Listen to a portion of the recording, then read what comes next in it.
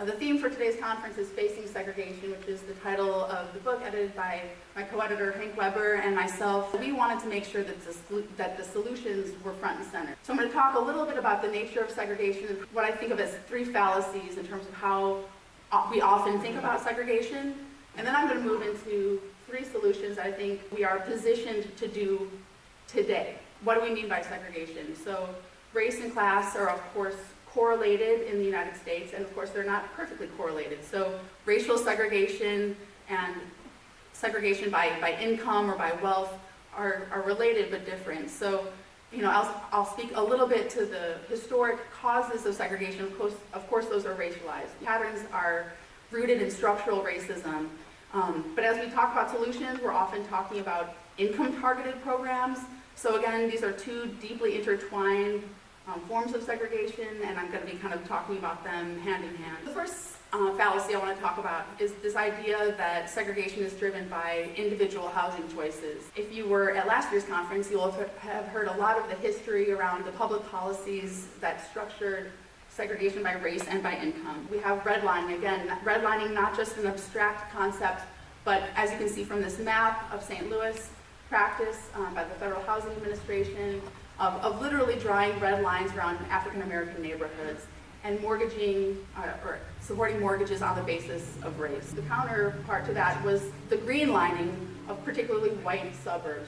So mortgage products available in the suburbs, subsidizing the white flight into the suburbs in a way that really left the central city underinvested. In addition to redlining, we have the segregation of public housing and then local restrictive covenants. So these are essentially deed restrictions placed on mortgages that say if I'm a white home buyer and I'm moving into this white community, I promise that when I sell my home, I will not sell it to an African American. In other places, they had anti-Semitic restrictive covenants. In St. Louis, we also had anti-Asian restrictive covenants. So these are some of the policies that created the stark segregation we still see.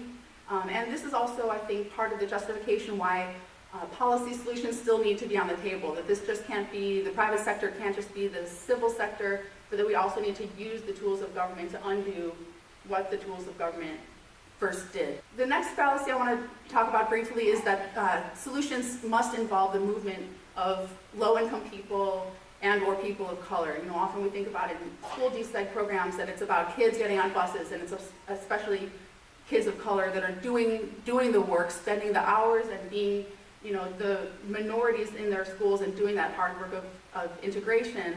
And that's part of the solution, and some families still want to do that kind of work, but it's only one part of the solution. In our book, when we talk about solutions, we do talk about opening up, what are often called areas of opportunity, so areas with stronger schools, lower levels of poverty. And I'll talk a little bit about how we can use the Section 8 program to better do that in St. Louis, but that is only one piece of the puzzle. The other side is equitable investment. So when we're using tax incentives, when we're looking at investing in development, we need to make sure that we are doing that equitably and intentionally and thinking regionally. So that is the other side of the coin that deserves at least equal, if not greater, weight. And then the fallacy that I really want to spend the most time on is this idea that segregation is only a problem when it comes to the folks living in areas of concentrated poverty. Of course, for obvious reasons, those are the problems that get the most attention, segregation is a problem for every single one of us, regardless of where we live. So, and the three reasons I want to provide for that argument are: one, segregation's effects on economic growth, especially thinking regionally, so how is our region doing economically? Two, our democratic processes, and three, sort of what it means to be an American and whether or not we are living up to our espoused values. Economically integrated areas grow faster and in a more sustained pattern than places that are segregated. Integrated places are better in terms of supporting social mobility for the poorest households, but it's also true that growth overall is affected by integration. The key idea here is that we're thinking as one region, that this is really how economies operate now. It shouldn't be city versus city, but it should be about St. Louis as a region. So whether we live, again, in the poorest zip code or the richest, these patterns are going to affect our economic opportunities. Another reason that we all need to care about segregation is the challenge that it brings to our political discourse. The average Republican congressperson represents a district that mirrors the overwhelmingly white America of 1972, while the average Democrat represents a district that looks like the projected diversity of our country in 2030.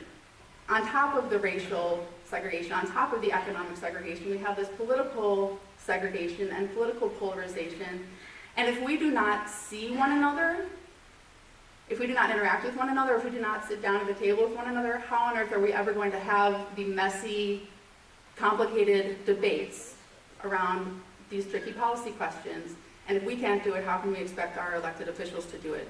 The third reason I want to provide in terms of why we should all care is about our espoused American ideals. When the Pew Research Center asked their random sample of Americans, do you think that our society should do what is necessary to make sure that everyone has an equal opportunity to succeed?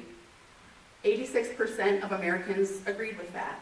This is something that really brings us together as a country.